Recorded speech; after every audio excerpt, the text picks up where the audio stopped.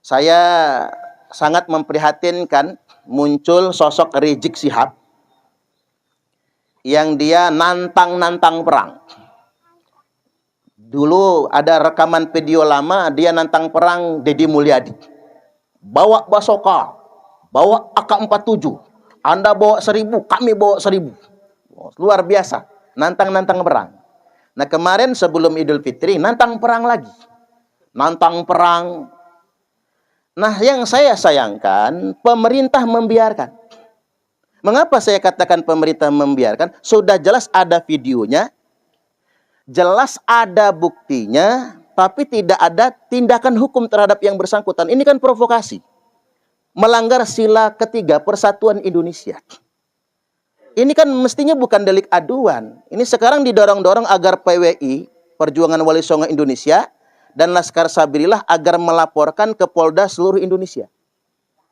Nah kalau PWI LS, Laskar Sabilillah melaporkan, apa legal standingnya?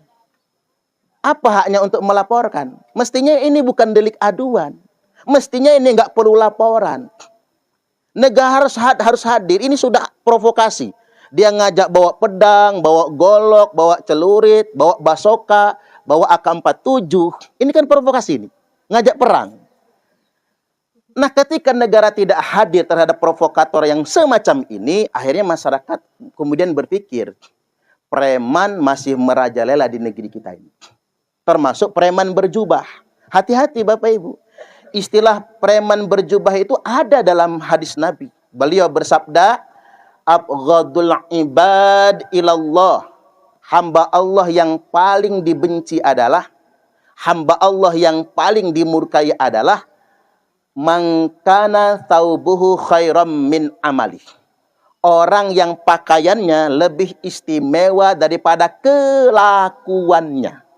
Angtakuna thiyabuhu thiyabal anbiya wa amaluhu amalal jabbarin, di mana pakaiannya pakaian kenabian tapi kelakuannya kelakuan preman.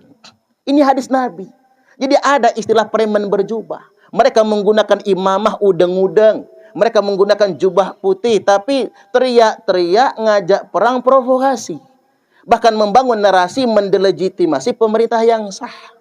Maka saya menghimbau kepada pemerintah, sudah ada jejak digitalnya, sudah ada videonya.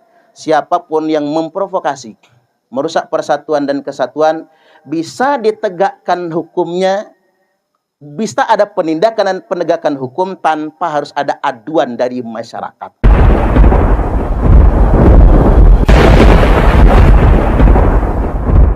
Salam Pancasila. Salam Pancasila. Jadilah. Terima kasih.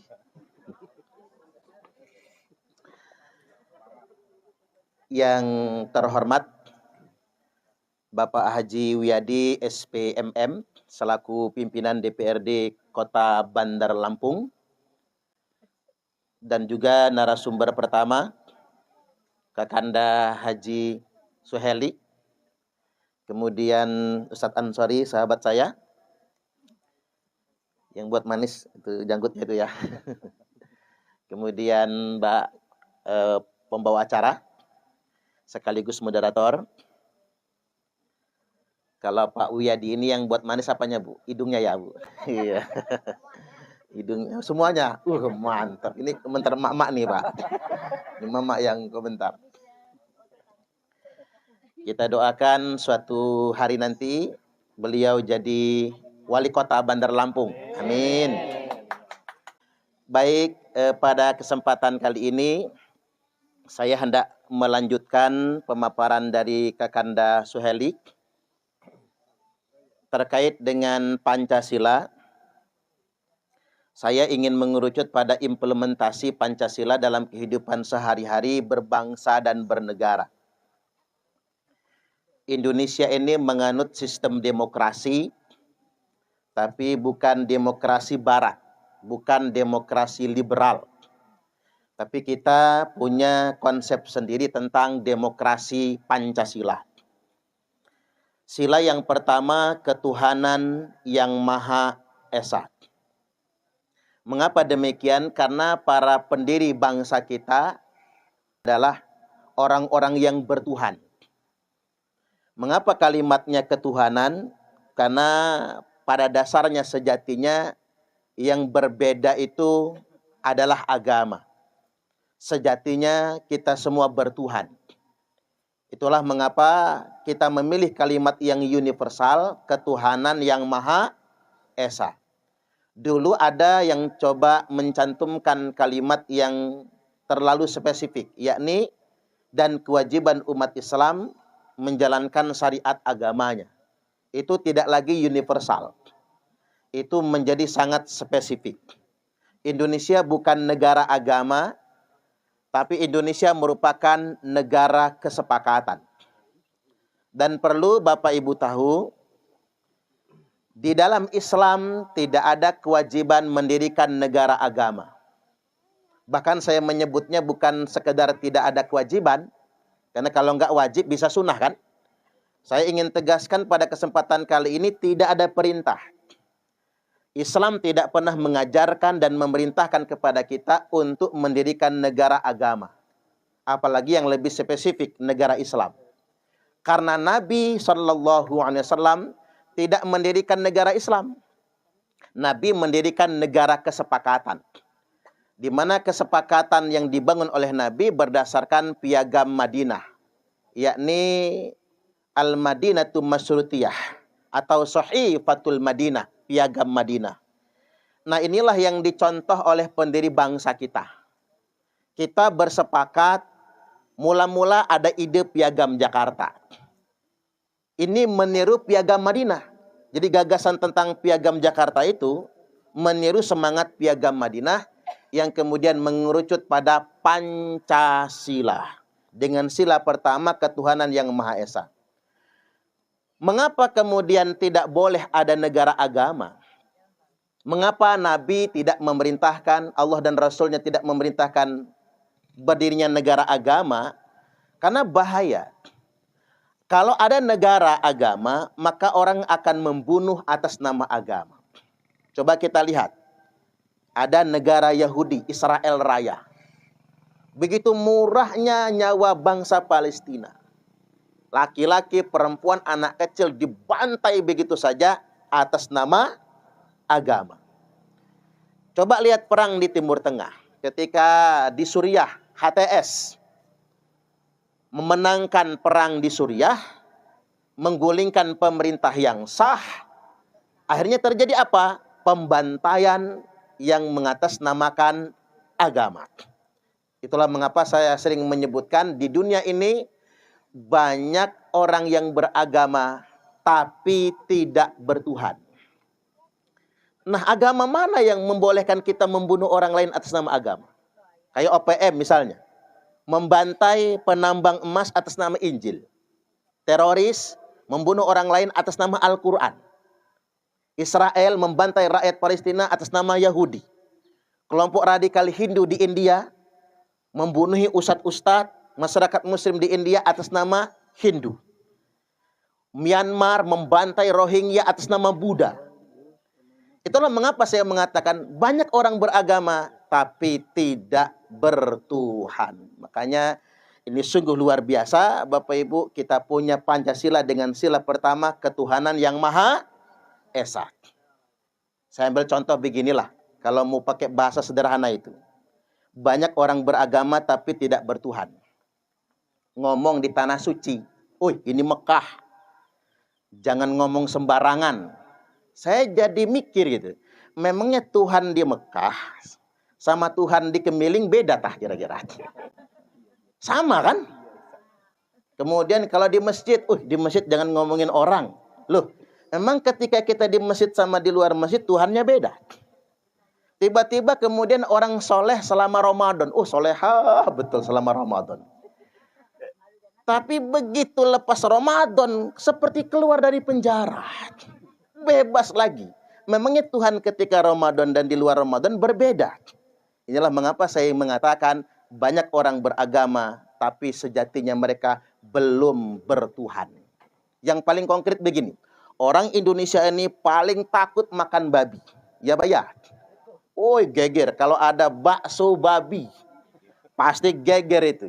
Tapi orang Indonesia berani makan uang korupsi. Ya Pak ya? Ini kan anomali sebetulnya. Berarti mereka cuma beragama, belum bertuhan. Seakan-akan yang dihukum Tuhan cuma yang makan babi. Yang makan korupsi nggak dihukum. Nah ini kan perlu kita sadari ya. Yang kedua, kemanusiaan yang adil dan beradab. Betapa Islam menjunjung nilai-nilai kemanusiaan. Saya ulangi, betapa Islam menjunjung tinggi nilai-nilai kemanusiaan. Allah Subhanahu wa taala telah berfirman, "Man qatala nafsan bi ghairi nafsin aw fasadin fil ard faka'annama qatalan nasa jami'a." Barang siapa yang menghilangkan satu nyawa, maka faka'annama qatalan nasa jami'a, maka seolah-olah dia telah menghilangkan nyawa semua umat manusia. Wa man ahyaha, dan barang siapa yang menyelamatkan satu nyawa, faka'annama ahyan nasa jami'a, maka seolah-olah dia telah menghidupkan semua umat manusia. Makanya kadang-kadang begini, hilang nilai kemanusiaan kita ketika kita begitu mudah menghilangkan nyawa orang lain. Kadang-kadang hanya sekedar gara-gara dia maling motor. Saya tahulah kita kesel banget sama yang suka maling motor itu. Cuman kan tidak mesti diganti sama nyawanya kan. Ini kan kita juga mesti mawas diri Pak. Karena psikologi massa itu kan begini. Ketika kita sedang berkerumun, kemudian disertai dengan emosi, kadang rasa belas kasihan kita hilang. Sampai minta-minta ampun itu. Yang nyuri motor, tetap aja kita gebuk sampai otaknya berceceran. Berarti sebetulnya kita sudah nggak Pancasilais. Kemanusiaan tidak ada lagi pada diri kita. Bahkan seperti yang saya katakan tadi, tidak ada lagi Tuhan. Karena mengapa? Tidak ada lagi jiwa nilai-nilai kemanusiaan. Padahal menghilangkan nyawa orang lain itu sama saja kita membunuh semua umat manusia. Apalagi kemarin, kejadian di Waikanan. Polisi sedang melakukan pembubaran. Itu pembubaran ya Pak. Pembubaran terhadap judi sabung ayam. Yang namanya pembubaran nggak harus bawa polisi militer. Namanya pembubaran. Bukan penangkapan. Target polisi di Waikanan itu bukan nangkep. Membubarin doang.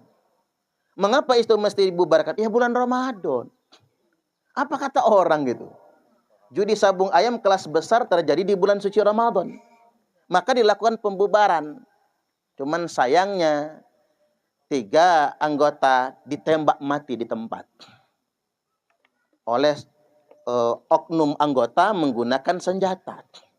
Dan langsung tembak mati Bapak Ibu. Ini kan persoalan bagi kita. Betapa nyawa manusia tidak dihargai. Kadang-kadang karena orang awam ini main komentar aja itu Pak. Padahal sebetulnya kemarin itu kalau nggak ditembak mati, ya nggak ada terjadi apa-apa. Ya cuman bubar aja macam begitu. Sudah mati Bapak Ibu masih difitnah. Dikatakan sang Kapolsek suka nerima setoran. Padahal AKP Anumerta Lusianto itu sangat pantang nerima setoran. Rumahnya sederhana Pak.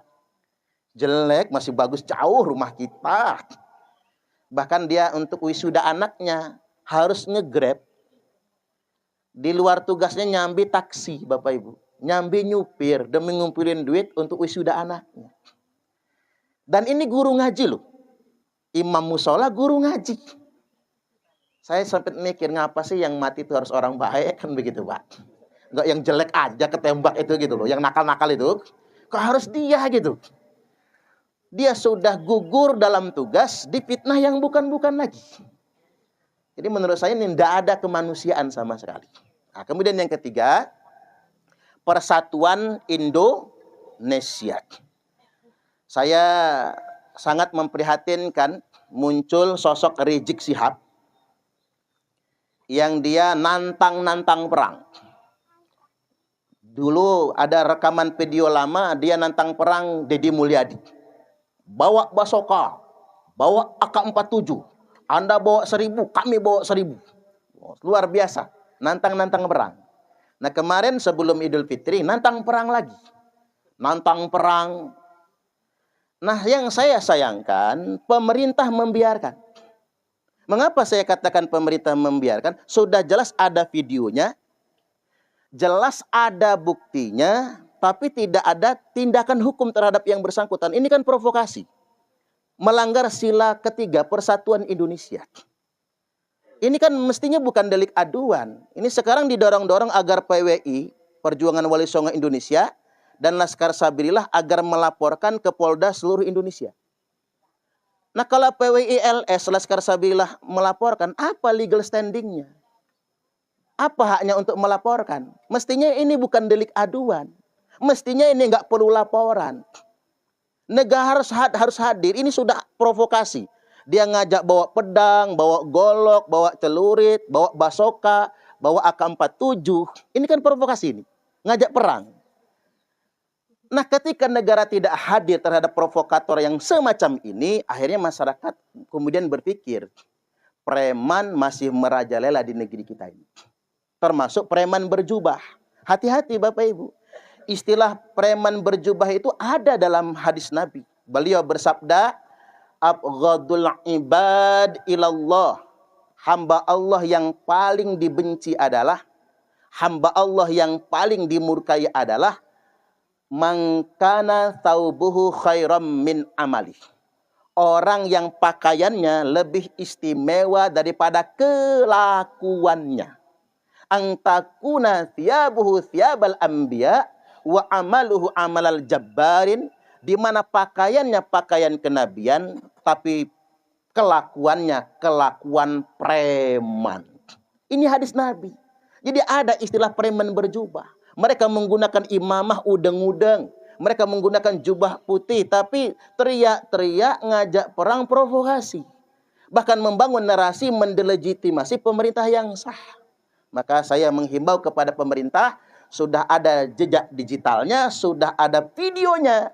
Siapapun yang memprovokasi, merusak persatuan dan kesatuan, bisa ditegakkan hukumnya, bisa ada penindakan dan penegakan hukum tanpa harus ada aduan dari masyarakat. Agar mengapa terjaganya kedamaian dan persatuan dan kesatuan. Kemudian yang berikutnya, hati-hati Bapak Ibu. Halo? Ini hati-hati dalam hidup berbangsa dan bernegara ini, kita jangan terjebak isu, Pak. Ada pihak-pihak tertentu dalam tanda kutip diduga memang ingin menciptakan kegaduhan. Yang efek samping kegaduhan ini adalah disintegrasi bangsa. Saya ambil contoh misalnya. Patut diduga saudara Ade Armando, saya contoh ini. Dia bikin konten, dengan lawan bicaranya dia bertanya, apa sih manfaatnya menghafal Al-Quran? Lawan bicaranya mengatakan, ya nggak ada manfaatnya. Nah, apa tujuan mereka bikin konten begitu? Itu kan menyulut sensitivitas. Sesuatu yang sudah berbau-bau agama, kemudian menyulut sensitivitas di tengah-tengah masyarakat. Tapi alhamdulillahnya Ade Armando gagal menyulut emosi, Pak. Nggak ada yang ngedemo dia. Hati-hati dengan orang yang dikit-dikit menggunakan isu keagamaan, mencela ibadah, mencela azan, mencela masjid. Itu bukan orang yang sengaja mencela karena tidak suka.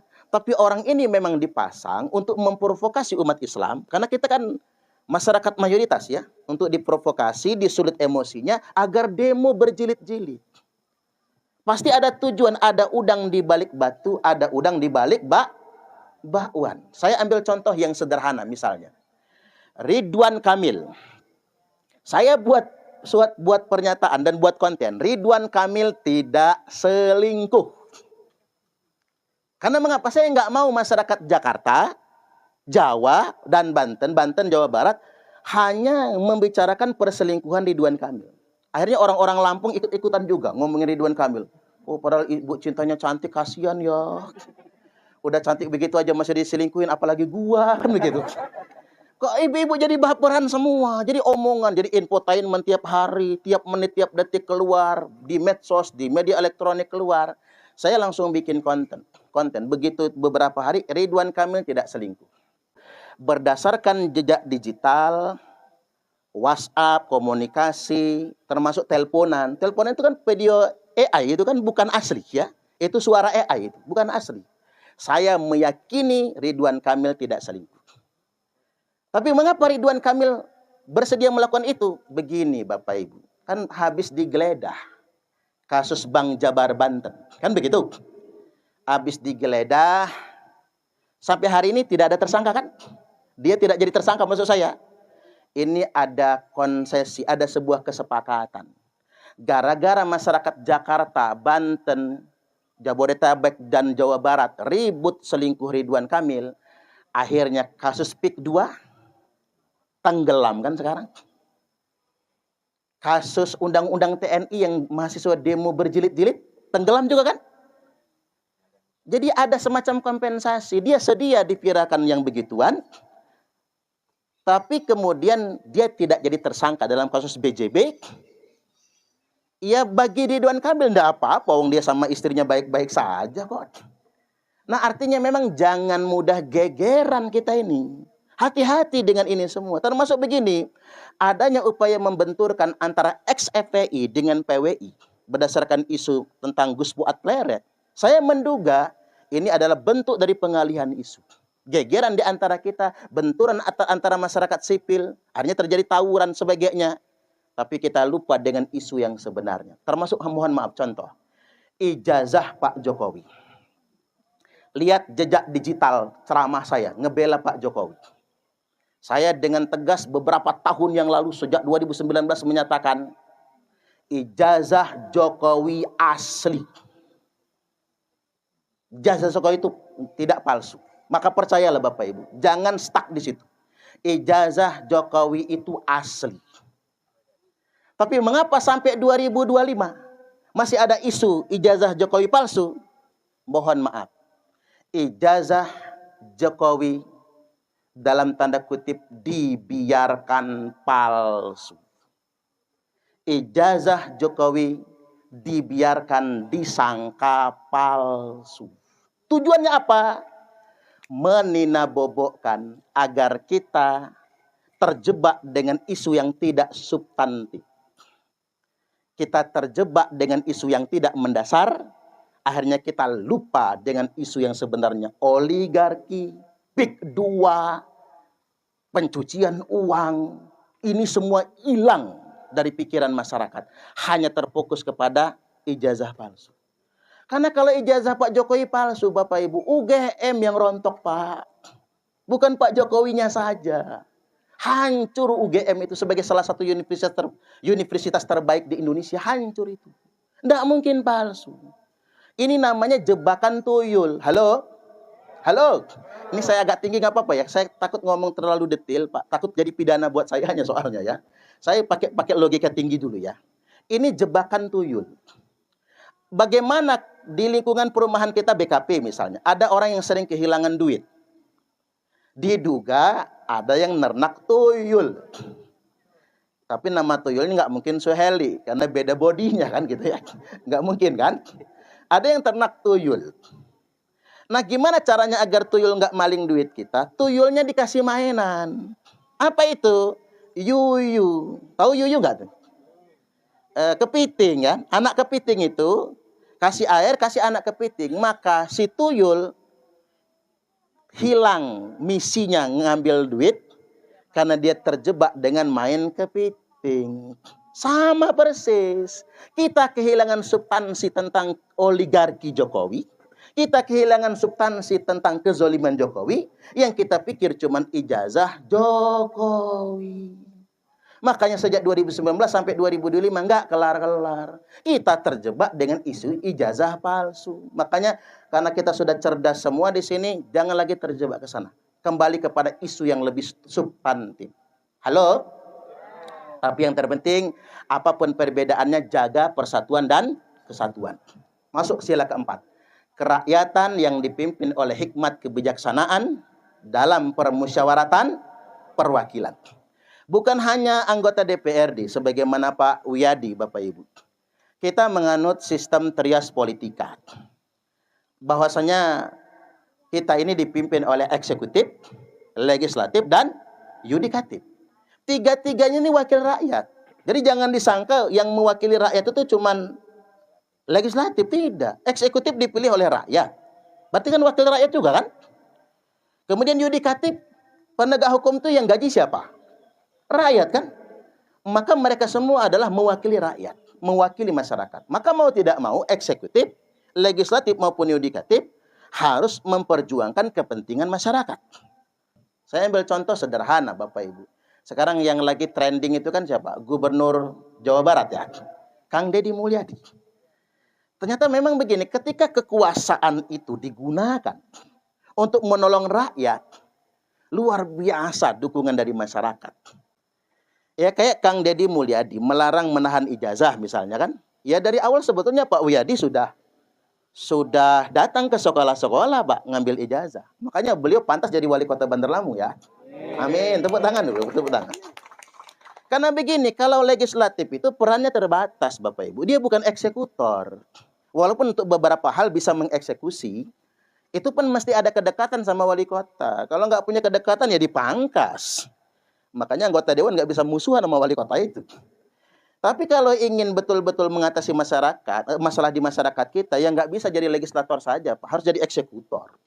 Harus. Makanya orang-orang baik harus kita pilih sebagai pemimpin. Jadi jangan sampai kita milih karena uang. Bayangkan, gitu, orang sebagus Pak Wiyadi gitu. Kalau nggak punya modal, Pak, susah juga terpilih. Karena kita ini susah. Yang kita kasih tahun yang lalu, dilupakan. Sebulan yang lalu masih dilupakan. Seminggu yang lalu masih dilupakan. Kalau mau ngasih malam besok pencoblosan gitu. Bahkan ibu-ibu ini dikasih suaminya uang belanja 100.000 sehari, tak ulangi. Istri dikasih suami uang belanja 100.000 sehari, masih merengut. Masih marah, nggak terima. Tapi dikasih caleg 100.000 buat 5 tahun, nyengir langsung. Jadi kita tuh kadang-kadang lupa dengan jasa. Yang kita lihat yang instan-instan. Begitu Bapak Ibu. Nah kemudian yang berikutnya terakhir. Keadilan sosial bagi seluruh rakyat Indonesia. Bicara tentang keadilan sosial. Kita hari ini Bapak Ibu harus mereduksi mental subsidi. Betul kalau kata Kang Eli tadi. Ngapa kok pikiran kita selalu BLT? Selalu bansos. Ya nggak akan pernah maju bangsa kita. Karena yang kita pikir itu bantuan langsung tunai. Dan anehnya lagi orang Indonesia ini kan negara masyarakat yang konsumtif. Dikasih BLT bukan beli beras loh. Ganti HP. Ini masyarakat kita. Saking konsumtifnya masyarakat kita ini. Baru saja ngehonor. Gaji 2 juta sebulan. Duit dikumpul-kumpul. Udah ngumpul beli iPhone. Baru saja diangkat pegawai P3K. Atau baru jadi ASN. Malah ngeridit mobil Avanza. Cicilan 5 juta sebulan. Kan tidak masuk akal. Duit dikumpul-kumpul, ditabung-tabung. Begitu nikah, hajatan di gedung. Atau pakai tarup 100 unit. 1000 rantang dan punjungan. Habis nikah banyak utang, tinggal dikontrakan. Kita kalah sama negara maju. Di Amerika sama Eropa, orang punya manajemen cash flow. Oh duitnya nggak sanggup. Ya udah nikah aja di gereja. Panggil 10 teman orang tua, saksikan. Udah habis itu bulan madu ke Bali. Nah kita. Dan anehnya orang kita ini begini Bapak Ibu. Kalau ngutang-ngutang sama kawan, tapi lupa bayar. Kalau ngutang-ngutang ke warung tetangga, tapi ketiban punya uang jajan ke Indomaret. Ini masalah di kita ini. Masalah Bapak Ibu. Jadi kita susah sejahtera itu karena mentalitas kita Pak. Mentalitas kita yang salah dan selalu ingin disubsidi. Makanya saya itu paling bersuara terhadap makan bergizi gratis.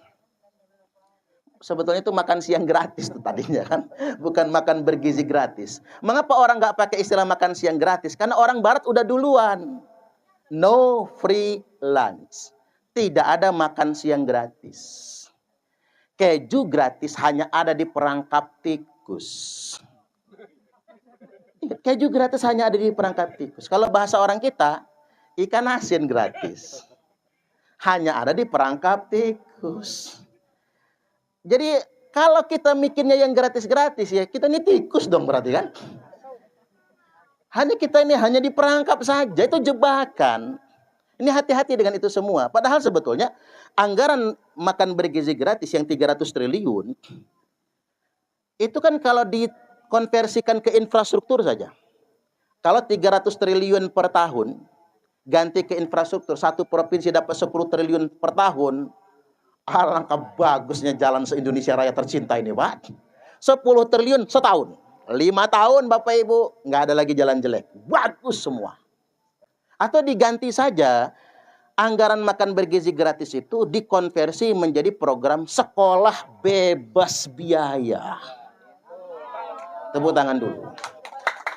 Dari mulai SD sampai perguruan tinggi, tapi jangan SMA. Makanya saya cocok sama Pak Deddy Mulyadi itu. Dia menghapus sistem seleksi masuk SMP SMA. Ngapa? Ya ngapain diseleksi? Ini kan wajib belajar. Ngapa harus pakai seleksi lagi gitu? Hari kita ini sekarang Pak demi masuk SMP nyogok akhirnya gitu ya. Demi masuk SMA nyogok. Mohon maaf kalau udah wayahnya masuk SMP SMA, Pak Uyadi yang pusing diteleponin konstituen. Pak tolong anak masuk. Ya beliau mau nolong ini nepotisme. Enggak ditolong orang nanti enggak mau jadi pendukung lagi. Dilema anggota dewan itu. Dilema kan? Mestinya hapus saja sistem seleksi itu. Ya udah wajib belajar untuk semua anak Indonesia. Nah, saya setuju, saya ngusul kepada pemerintah, ganti program-program gratis itu dengan yang lebih berkeadilan sosial. Apa itu? Jaminan sosial. Jaminan kesehatan dan jaminan pendidikan. Kayak di Jerman. Mengapa orang Jerman tidak pernah ngutang ke saudara? Dia nggak mau ngerepotin saudara. Nggak mau ngutang ke tetangga. Takut musuhan. Nggak mau ngutang ke teman. Takut nanti renggang pertemanan. Orang Jerman milih ngutang ke bank. Beli mobil ngutang ke bank. Buat beli rumah ngutang ke bank. Mengapa? Karena di Jerman kalau orang kena PHK, nggak punya pekerjaan, sedangkan nggak punya rumah, nggak punya tempat tinggal, negara sediakan hunian. Negara yang bayar. Itu jaminan sosial. Makan minum negara yang jaminkan, yang berikan. Sampai dia dapat pekerjaan lagi. Jadi memang sistem sosial di sana bagus sekali. Begitupun jaminan kesehatan. Kita ini memang enggak, Pak. BPJS kelas 3. Begitu masuk rumah sakit, apa kata rumah sakit? Penuh kelas 3. Yang kosong apa? Kelas 2, kelas 1. Duit lagi yang keluar kan? Makanya setuju saya sama Gubernur Jawa Barat. Kalau kelas 3 penuh, masuk kelas 2. Kelas 2 penuh, masuk kelas 1. Kelas 1 penuh, masuk VIP. VIP penuh, masuk VVIP. Nah, yang bayar siapa? Pemerintah Jawa Barat. Wih, keren. Pokoknya titip Pak Uyadi kalau jadi gubernur nanti ya. Itu dukungan masyarakat luar biasa itu, Pak. Dukungan masyarakat yang seperti itu. Mampu, artinya beliau itu kalau penceramah, Bapak Ibu, kayak saya ini, Pak. Pinternya ngomong. Betul ya. Biasanya orang cuman pinter ceramah itu belum tentu pinter eksekusi. Kita tuh punya sejarah itu Pak Herman HN. Pak Herman HN tuh nggak pinter ngomong, betul nggak? Tapi pinter kerja kan? Jadi kita ini nggak perlu orang yang terlalu pinter ngomong, Bapak Ibu. Yang kita perlukan buat negara ini orang pinter kerja. Dia bisa membaca persoalan dan dia bisa mengeksekusinya untuk menyelesaikan. Demi apa? Keadilan sosial bagi seluruh rakyat Indonesia. Baik, segitu aja. Mudah-mudahan ini semua bermanfaat. Segera nonton tayangannya di YouTube nantinya. Kami adalah Laskar Sabilillah, pecinta Wali Songo dan para anbiya, pewaris peradaban Islam di Nusantara hingga berkibar bangsa Indonesia.